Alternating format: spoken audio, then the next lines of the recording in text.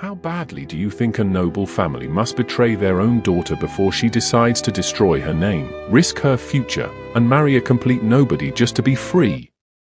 That was the question haunting Rosamund Whitmore the night she made the most reckless decision of her life, and accepted that she was ruining her future forever. The sky above the highlands had turned the color of iron, heavy with snow and old grief. Wind pressed itself against the windows of Whitmore Hall as though trying to force its way inside, rattling the glass, moaning through cracks in the stone, whispering through corridors that had once echoed with music, guests, servants, and laughter. Now the great house was mostly silent. Silent, except for the voices in her father's study. This marriage will secure our family's Rosamund future. stood outside the door with her hand pressed against the cold wall, her breath held so tightly it hurt. She had not meant to listen. Or perhaps she had. Since her father's death 6 months earlier, nothing in Whitmore Hall happened honestly anymore. Every conversation ended when she entered a room. Every letter disappeared into her brother's locked drawer. Every creditor who came to the door was turned away by servants who no longer received wages on time. The house still looked grand from the road. Its towers rose proudly against the hills. Its windows glittered. Its ancient name still carried weight among families who cared more for bloodlines than bank accounts. But inside, everything was rotting. The carpets were worn thin. Fires were lit only in rooms guests might see. Half the staff had been dismissed. The silver had gone missing piece by piece, explained away as polishing or storage. Her mother's portrait still hung above the staircase in pearls and silk, staring down at an estate that could no longer afford candles for every room. Then Rosamund heard her brother laugh. Edgar Whitmore, newly Lord Whitmore, had never laughed warmly in his life. His amusement was a sharp thing, usually born from another person's discomfort. "She is still beautiful enough to fetch a favorable bargain," he said. Rosamund went still. Inside the study, another man murmured something too low for her to catch. The voice was older, smooth, and unpleasantly patient. Lord Edmund Blackmer.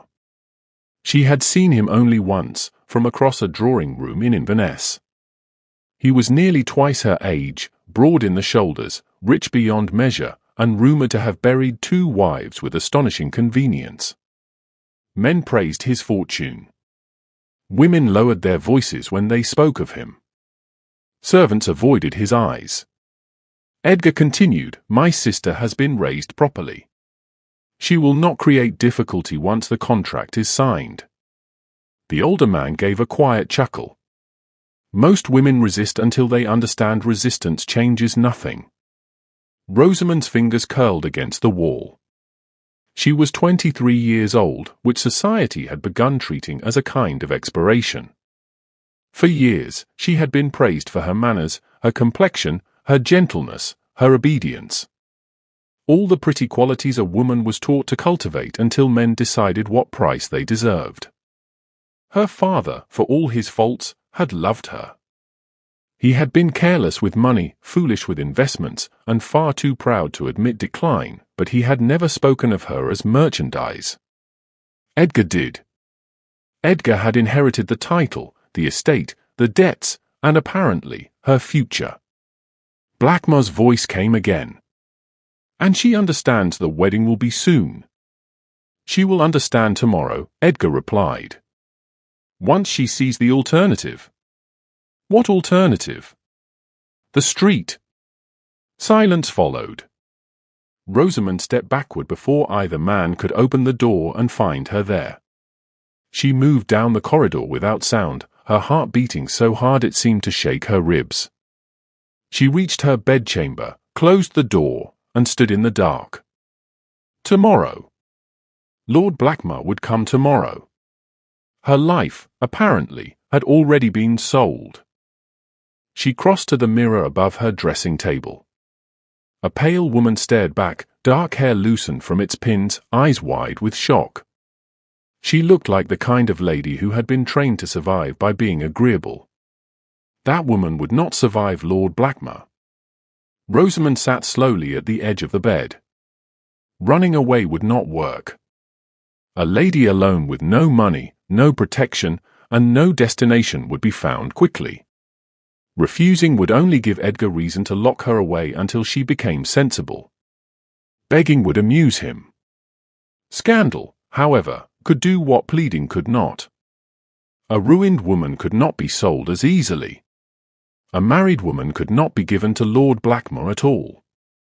The thought came madly at first, like a spark from a chimney.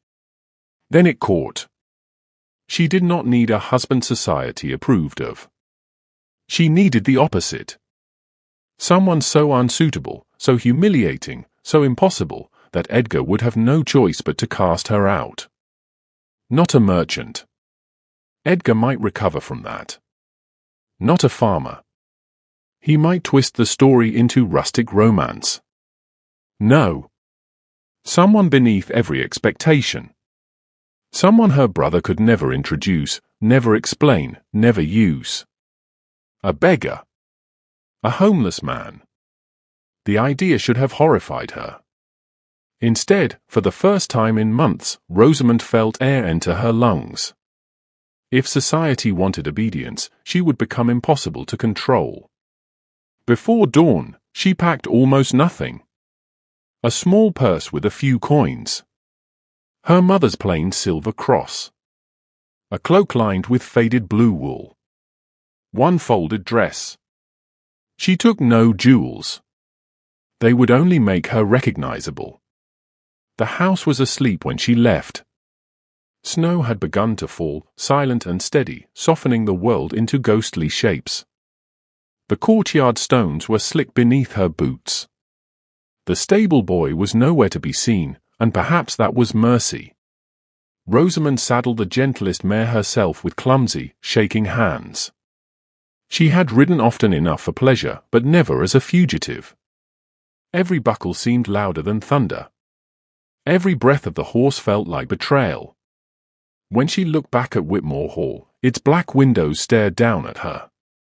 For a moment, she almost turned around. Then she heard Edgar's voice again in memory.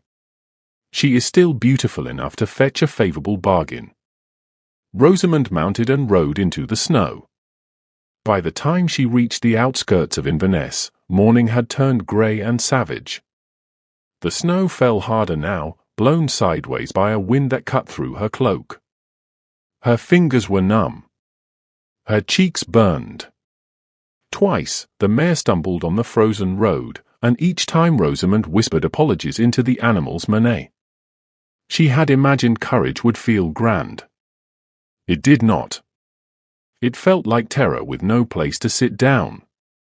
She passed shuttered cottages, bare trees, and stone walls half buried in white. The world seemed emptied of people. Even the town, when she reached it, was strangely quiet beneath the storm. Shop signs creaked. Smoke curled from chimneys. A dog barked once and vanished behind a gate. Rosamond dismounted near the old chapel at the edge of town because her legs had begun to tremble too badly to trust. The chapel had been abandoned for years, its roof broken in one corner, its arched entryway dark against the snow. She led the mare toward it, hoping only for shelter and a moment to think. Then she saw him. A man sat beneath the stone arch as though he had been carved there by the weather. His coat was dark, patched, and stiff with frost. Snow clung to his shoulders and tangled in the thick, untamed fall of his hair. His beard hid much of his face, but not the sharp line of his cheekbones or the wary intelligence in his eyes. He looked exhausted. Not weak. Never that. There was something dangerous in his stillness, like a sword forgotten under old cloth. Rosamond stopped. The man looked up. His eyes were a startling grey-blue, cold as winter sea. They moved over her quickly, the fine cloak, the shivering hands, the mare behind her, the desperation she could not hide. "You should not be out alone," he said. His voice surprised her. Rough, yes, but educated. Low and controlled. Not the voice of a man without thought or breeding. Rosamond swallowed. Neither should you. One corner of his mouth moved, though it was not quite a smile. I am accustomed to it. A black horse stood deeper beneath the broken arch, half-shadowed, stamping its hoof against the frozen ground. It was too strong, too well-kept, too finely built for a man who owned nothing. Rosamond noticed. The man noticed her noticing. For several seconds, neither spoke. This was madness. Complete madness. She should apologize, remount, and ride somewhere else. Anywhere else. She had no idea who he was. No idea whether he was kind or cruel. No idea whether the danger behind her was worse than the danger before her. But Lord Blackmore was coming tomorrow. And by tomorrow she needed to belong to someone else. Rosamond took one step forward. Then another. Her voice, when it came, was thin but clear. Would you consider marrying me? The man stared at her. Snow moved between them in pale, restless threads. At last, he said, I beg your pardon. Rosamond's face burned despite the cold. Marriage. I am asking whether you would consider it. His gaze sharpened. Have you mistaken me for someone else? No. Then have you struck your head? Not that I am aware. He rose slowly. He was taller than she had expected. Broad-shouldered beneath the worn coat. His clothes were rough, but his posture was not. He stood like a man who had once been obeyed, or like one who had survived being hunted. Rosamond's courage wavered. The man looked past her toward the road. Who is chasing you? No one. Not yet. That is not reassuring. I need a husband, she said. Immediately. You need shelter and sense. I have had too much shelter and too little freedom. His expression changed at that. Only slightly, but she saw it. What is your name? He asked. Lady Rosamond Whitmore. Recognition did not cross his face. Or if it did, he buried it well. And yours? She asked. A pause. Callum. Callum what? Just Callum will do. Rosamond should have pushed for more. A proper surname. A history. Some assurance that she was not placing herself into worse peril. Instead, she looked at his frost-reddened hands and tired eyes and thought he seemed like a man who had been abandoned by the world long enough not to care for its rules. That made him perfect. I can pay you, she said quickly. Not a fortune. But enough to help you leave this place, perhaps. Enough to make the arrangement worthwhile. His face hardened. I am not for hire. Shame struck her. That is not what I meant. It is exactly what you meant. You looked at me and saw a man low enough to serve your purpose. Rosamond flinched. The words were cruel because they were true. She lifted her chin, though her eyes stung. Yes. At first. And I am sorry. But I am desperate. Desperate people make poor bargains. So do frightened women with obedient manners.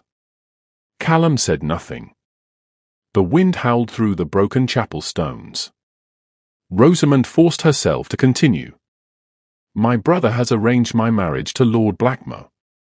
He is wealthy, powerful, and cruel enough that no one will stop him. If I refuse, I will be locked away until I surrender. If I run, I will be dragged back. But if I am already married, especially to someone my family considers unforgivable, then I become useless to them. Callum watched her carefully. And you decided the answer was me. I decided the answer was ruin. Something flickered in his eyes. Pain, perhaps. Or recognition. You speak of ruin as though it is a door, he said. It is more often a pit. Then let me fall into one of my own choosing. His jaw tightened. Cold feels very different when it belongs to you, Lady Rosamond. Hunger too. Loneliness. Being turned away at doors. Being looked through by people who once bowed. Do not mistake hardship for romance. I do not. You do. All gently bred people do until the first night without a fire. Rosamond stepped closer, anger warming her at last. And what would you have me do? Return home? Smile while my brother sells me? Thank Lord Blackmer for purchasing me before I grew too old to interest him. Callum's expression darkened. She saw then that he believed her. Not because her story shocked him, but because it did not. My life in that house is already cold, she said quietly. It is already lonely. The only difference is that everyone calls it respectable. For a long moment, he said nothing. Then he looked down at the snow gathering around his boots. When he spoke again, his voice had lost its edge. I have no estate to offer you. I am not asking for one. No grand house. I am leaving one. No servants. I can learn. No future that would make a lady comfortable. Comfort is not the same as safety. His eyes returned to hers. She held his gaze. Poverty frightens me less than captivity, she said. The word seemed to land somewhere deep in him. The man called Callum looked away first. Behind them, the black horse shifted and snorted softly. The old chapel groaned in the wind. Snow settled on Rosamond's lashes, melting into tears she refused to shed. At last Callum said, if we do this, we do it properly. Rosamond blinked. You agree. I agree that you are desperate enough to do something worse if I refuse. That is not a flattering reason. It is an honest one. Honest. The word felt strangely precious. Callum continued, a lawful marriage. Witnesses. A priest. No tricks, no lies about what is being done. You understand that once spoken, vows are not a cloak you may put on and remove when the weather changes. I understand. No, he said softly. You do not. But perhaps neither do I. She studied him. Why would you help me? He looked toward the ruined altar inside the chapel, where snow had drifted over cracked stone. Because I know something of cages, he said. The wedding took place before sunset. It should have been impossible to arrange so quickly, but small towns knew how to move when scandal, pity, and weather pressed together. The priest was old and half-deaf, with hands that trembled as he opened his book. The innkeeper's wife agreed to serve as witness after wrapping Rosamond in dry wool and giving Callum a long, unreadable look. A stable boy stood near the door, solemn with importance. The church was small, colder inside than out, and smelled faintly of damp stone and old smoke. Rosamond wore her own dress, though the hem was stained from snow. Her hair had loosened around her face. Her hands would not stop shaking. Callum stood beside her in the same worn coat, though he had brushed the snow from his shoulders and tied back his hair. In the candlelight, he looked less like a beggar and more like a man pretending to be one. That thought unsettled her. But the priest had begun. Words filled the narrow space. Duty. Honor. Faithfulness. Husband. Wife. Rosamond repeated what she was told to repeat. Her voice did not break. When Callum took her hand, his palm was rough and warm. He did not squeeze too tightly. He did not look triumphant. He looked grave, almost sorrowful. As if he understood vows better than she did. When the priest declared them married, Rosamond expected panic. Instead, she felt a strange, impossible calm. Lord Blackmer could not have her now. Edgar could rage. Society could whisper. Doors could close. But the trap prepared for her had failed. Outside the church, the snow had eased. Evening lay blue across Inverness. Rosamond borrowed ink and paper from the priest and wrote to her brother with steady hands. Edgar, by the time this reaches you, I will already be married. Do not send for me. Do not attempt to bargain. I have chosen a husband without your permission, as you chose a future for me without mine. Your sister, Rosamond. She folded the letter before emotion could ruin it. Callum watched from the doorway. You are certain? He asked. No, she said. But I am married. His mouth softened at that. A practical distinction. The innkeeper's wife sent them away with bread, cheese, and a look toward Callum that Rosamond could not interpret. It was not pity. Not exactly. Respect? Surely not. A man outside the inn touched his cap when Callum passed. Another lowered his eyes.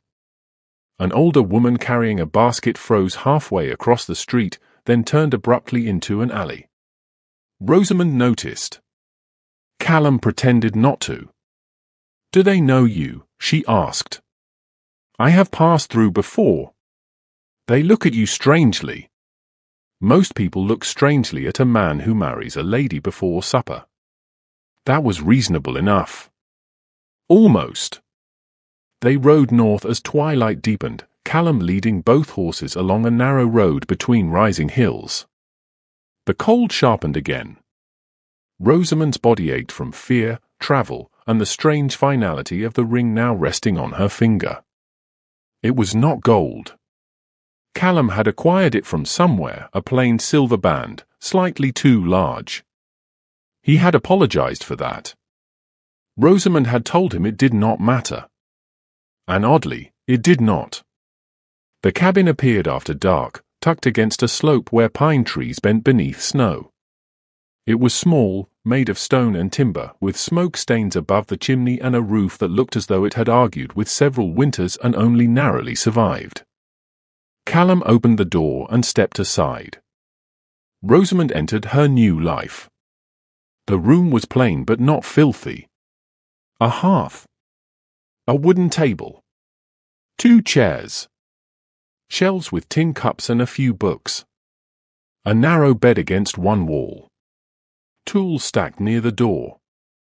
A bearskin rug worn thin by age. No portraits. No chandeliers. No servants waiting to judge. Callum set down the bundle of food.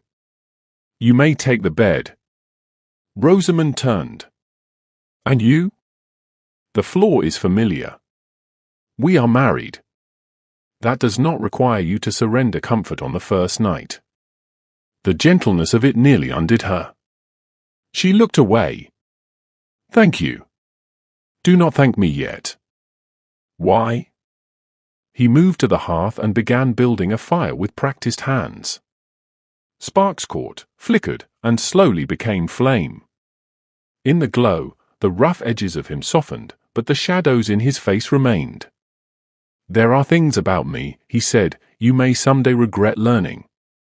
Rosamond stood in the middle of the cabin, wearing a borrowed cloak, a stranger's ring, and a name she had chosen in panic. Outside, the highlands vanished beneath snow. Inside, the man she had married would not meet her eyes. What things? She asked. Callum fed another piece of wood to the fire. Not tonight, he said. And for the first time since leaving Whitmore Hall, Rosamond wondered whether she had escaped one mystery only to marry another. Morning came pale and uncertain over the highlands. Rosamond woke to the sound of wind scraping against the cabin walls and the faint crackle of embers in the hearth. For several moments, she did not remember where she was. Her hand moved across unfamiliar blankets. Her eyes opened to timber beams, stone walls, a single small window glazed with frost. Then memory returned. Whitmore Hall. Lord Blackmer. The chapel. The vows. Callum. Her husband. The word sent a strange tremor through her chest. He was not in the room. The pallet near the fire had been folded neatly, though she doubted he had slept much. His coat was gone from its peg. Through the little window, she saw him outside with an axe in hand, splitting wood beside the shed. Snow clung to his dark hair. His sleeves were rolled despite the cold, revealing strong forearms marked with old scars. He moved with the rhythm of a man accustomed to work, yet there was nothing clumsy or common in him. Even chopping wood, he carried himself with a quiet authority that did not belong to poverty. Rosamond watched him longer than she intended. When he glanced toward the window, she stepped back too quickly, embarrassed by being caught. By noon, she had ruined porridge, burned her fingers on the kettle, and dropped a tin cup loudly enough to make Callum turn from the door as if expecting danger. "I am not especially useful," she admitted. "No one is born knowing how to keep a fire alive," he said. "I suspect many people are." He replied, and something like amusement touched his eyes. "But not ladies raised in halls with footmen." She expected the words to sting. They did not. He had said them without contempt. The first days of their marriage settled into a rhythm both awkward and strangely peaceful. Callum rose before dawn. Rosamond learned the cabin slowly, as one learns a new language.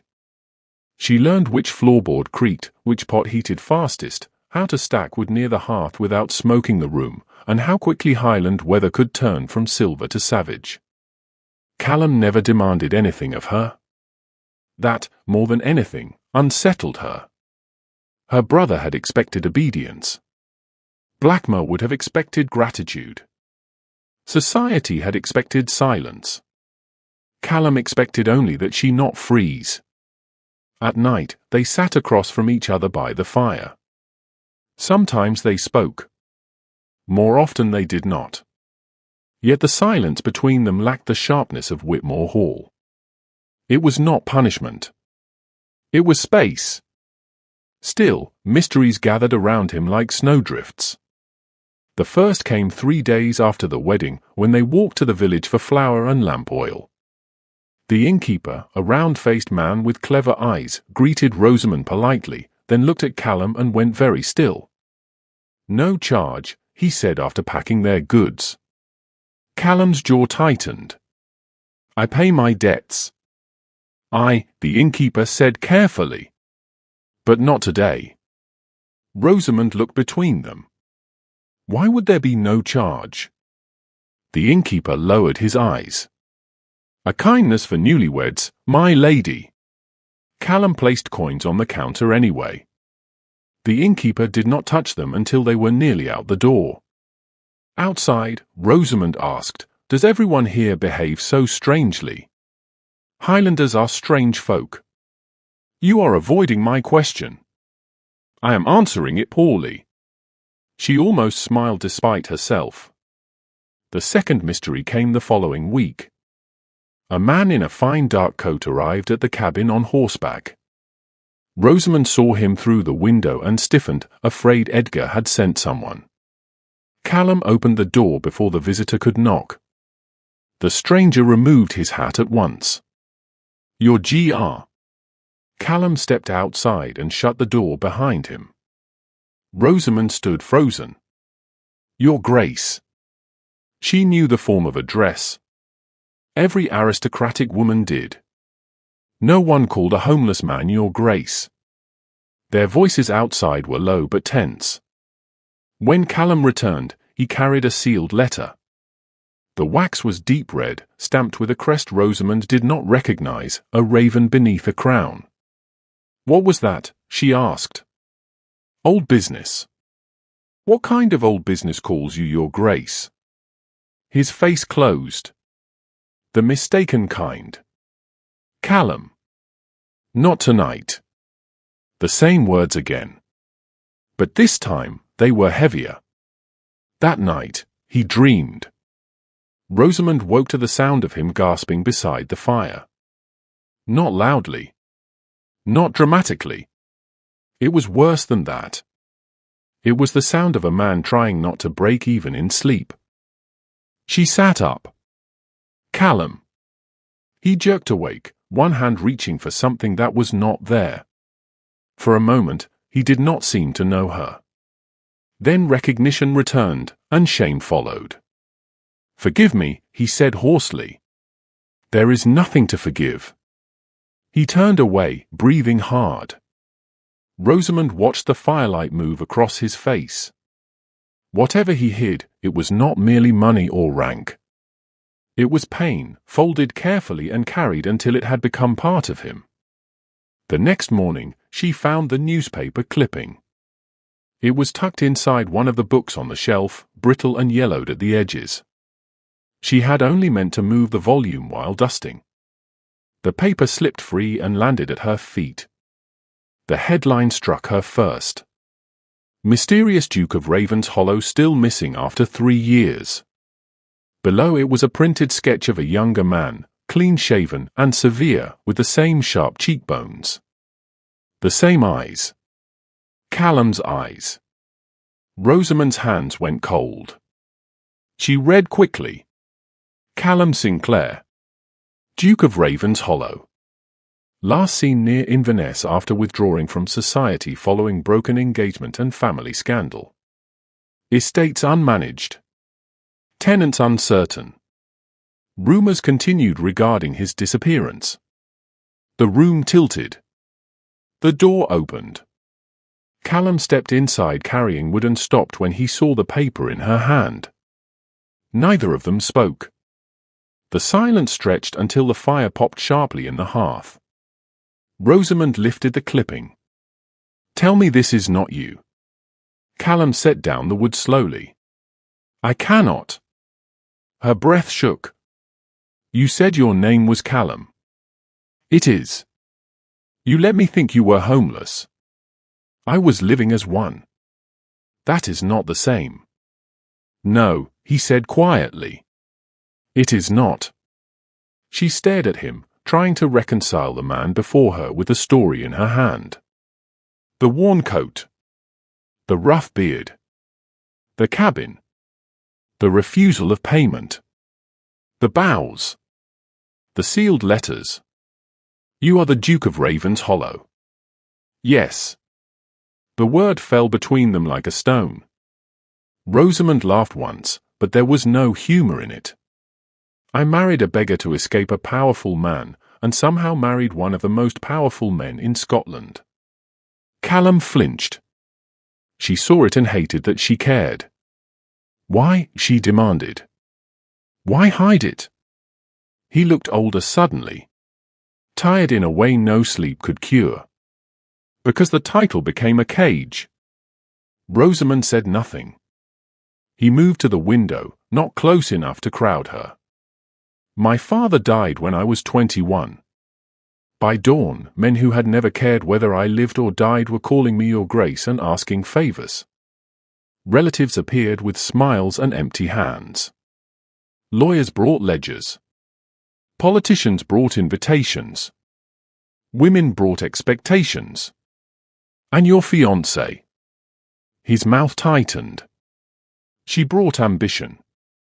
When she realized I did not intend to become the sort of duke she wanted, she chose a man more useful. I am sorry." "Do not be." It was a clean wound compared to the others. He looked out at the hills. "My uncle tried to control the estate through me. My cousins counted rooms before I had chosen one to sleep in.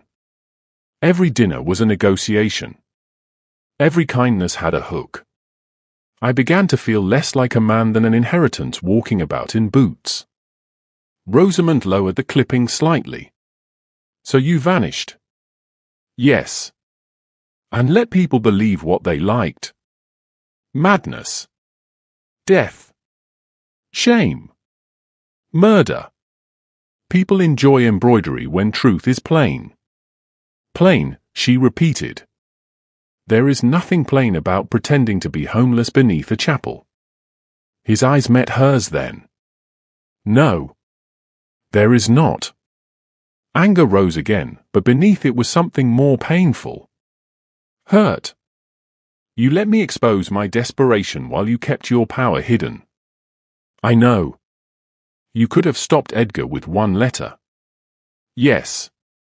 You could have told me I was safe. No, Callum said, voice roughening. Because I did not know if safety was what you wanted from me or only escape. Rosamond stared at him. He took a breath. I had been chosen for my name before. For my fortune. For the doors I could open. Beneath that arch, you looked at me and saw nothing worth wanting except freedom. It was the first honest bargain anyone had offered me in years. That does not excuse lying. No. He did not defend himself. Somehow that made it harder to remain furious. I needed to know, he said, very quietly, whether someone could choose me before the title. Rosamond's throat tightened. She thought of the chapel, of his warnings, of how he had refused to take advantage of her fear. She thought of his patience in the cabin, his silence, his restraint. He had deceived her, yes. But he had never owned her. Still, pain won. I need air, she said. She walked past him into the snow. He did not follow. For 2 days, Rosamond spoke to him only when necessary. Callum accepted it without complaint. He slept by the fire, chopped wood, cooked when she forgot, and never once used his rank like a weapon. That almost angered her more. It would have been easier if power had made him cruel. On the 3rd evening, he placed a document on the table. What is this? She asked. A letter to a solicitor. Her heart lurched. For what purpose? Annulment, if you wish it. The cabin went very still. Callum stood across from her, hands at his sides. You entered this marriage without knowing who I was. That was unfair. If you want freedom from it, I will not stop you. Rosamond looked at the paper. Freedom.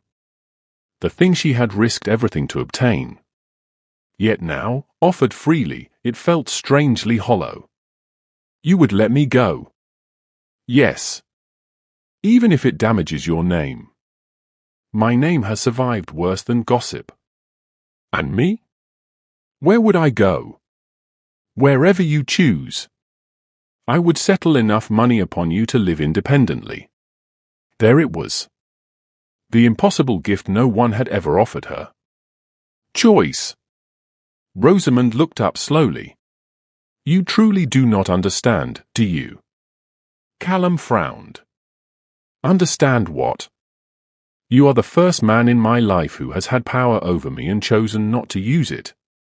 His expression shifted. She stood, trembling slightly. My brother would sell me. Blackmore would possess me. Society would judge me. You deceived me, Callum, and I am angry. But even in deception, you gave me more respect than truth ever gave me at Whitmore Hall. He looked as though the words hurt him.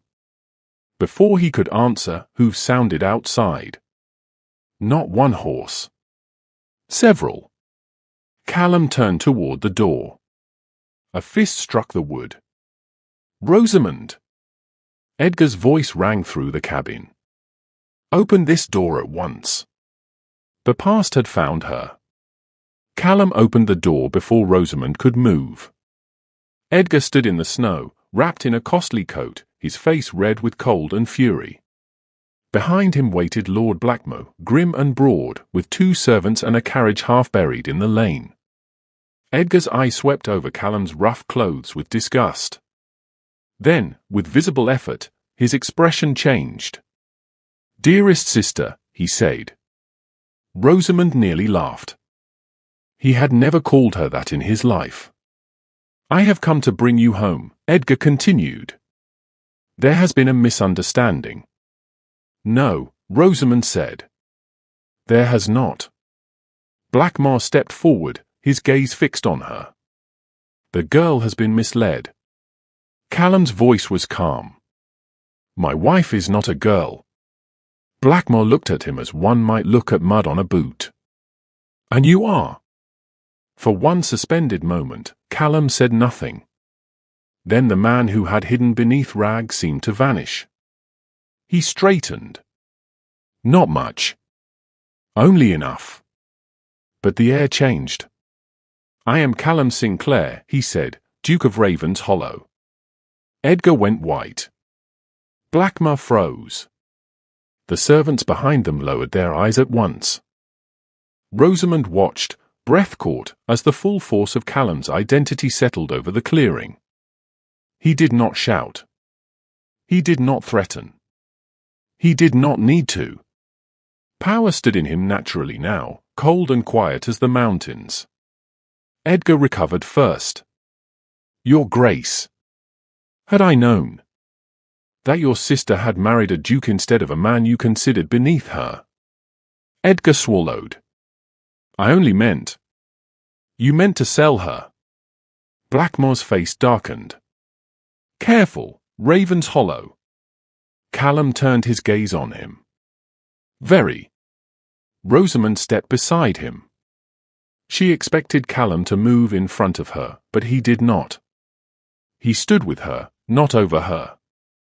That mattered. Edgar clasped his hands. "Rosamond, surely we can settle this as family. Whitmore Hall is in difficulty. With His Grace's guidance, all may be restored." "There it is," Rosamond said softly. Edgar blinked. "What?" "The bargain. You found a higher price." His mouth tightened. "Do not be childish." Callum's voice cut through the snow. "Lady Rosamond belongs to no man's bargain." Silence followed. Blackmore looked between them, measuring, then gave a cold smile. "Keep her, then. I have no use for wives who run." Rosamond's cheeks burned, but Callum's hand moved, not to grip her, not to claim her. Only to rest near hers, steady and available. She took it. Blackmore saw. So did Edgar. Something in her brother's face cracked then. Not guilt. Calculation failing. "You will regret this," Edgar said. Rosamond met his eyes. "No. I think I already finished regretting you." Edgar left with Blackmore before sunset. The carriage vanished into falling snow. For a while, neither Rosamond nor Callum spoke. Then Callum withdrew his hand gently. "You handled him well." "So did you." His smile was faint. "I had rank on my side." "No," she said. "You had restraint." That struck him harder than praise should have. Later, inside the cabin, Callum stood by the hearth with the annulment paper still on the table between them. "You should still consider it," he said. Rosamond's chest tightened. "Why?" "Because now you know everything. Because marriage to me means Ravens Hollow. Society. Duties. The very world you tried to escape. And what does marriage to me mean for you?" His answer came quietly. "Hope. Which is more frightening than duty." She looked at him then, truly looked. Not at the Duke. Not at the vanished nobleman. Not at the homeless stranger beneath the chapel. At Callum. The man who had warned her against hunger before accepting her hand. The man who had slept on a floor to keep a promise. The man who had hidden from a title because the world had loved his power more than his heart. Rosamond picked up the annulment letter. Callum went still. Then she moved to the fire and placed it among the flames. Paper curled. Ink blackened. The word freedom disappeared first. Callum stared at the burning page. "Rosamond." "I did not fall in love with a duke," she said. His eyes lifted to hers. Her voice softened. "I fell in love with the man beneath the snow." For a moment, he looked almost broken by tenderness. Then he crossed the room slowly, giving her every chance to step away. She did not. When he touched her face, his hand trembled. It was the first time she had seen him uncertain. "Are you choosing me?" he asked. "Yes," she whispered. "Properly this time." He bowed his head and kissed her. It was gentle, careful, and full of all the words neither of them had known how to say. Outside, the storm moved across the mountains. Inside, the cabin no longer felt like hiding. It felt like beginning. Spring came late to Raven's Hollow, but it came. The estate stood 3 valleys north, vast and dark against the cliffs, with towers sharp as old memories. Rosamond first saw it beneath a sky washed clean after rain. It should have intimidated her. Perhaps it would have once. But Callum rode beside her, not ahead. The servants gathered in the great hall when they arrived. Some wept at the sight of their duke returned. Others stared openly at Rosamond, the lady who had married him while believing him poor. Callum took her hand before them all. "This is her Grace, the Duchess of Raven's Hollow," he said. "You will honor her as you honor me." Rosamond squeezed his hand. Then she smiled at the housekeeper and said, "First, perhaps, we might open the curtains." And so they did. Room by room, Raven's Hollow woke. Dust sheets were pulled from furniture. Fires were lit in unused hearths. Tenants came with questions and left with answers. Callum returned to ledgers he had once despised, but now Rosamond sat beside him, reminding him that duty need not be a prison if shared. She changed the house in small ways first. Fresh bread in the kitchens. Music in the drawing room. Blankets delivered before winter, not after. No servant dismissed without cause. No tenant ignored because his coat was patched. Callum watched her turn his cold inheritance into a home and sometimes wondered aloud how he had ever mistaken disappearance for peace. Rosamond would answer, "You were waiting beneath a chapel for someone foolish enough to propose. And you were foolish enough. Desperate enough. Brave enough," he would correct. Whitmore Hall did not recover. Edgar wrote twice, then stopped when no money came. Lord Blackmore married elsewhere, to the relief of every woman who had once feared his attention. And across the Highlands, the story grew, as stories always do. Some said Lady Rosamond had found a beggar in a blizzard and made him a lord. Others said the Duke of Raven's Hollow had disguised himself to test the hearts of women. The truth was stranger and quieter. A frightened lady had chosen ruin and found freedom. A broken duke had chosen hiding and found home. And people across the Highlands would someday tell an impossible story of the lady who married a homeless man and accidentally found the duke who had vanished from the world.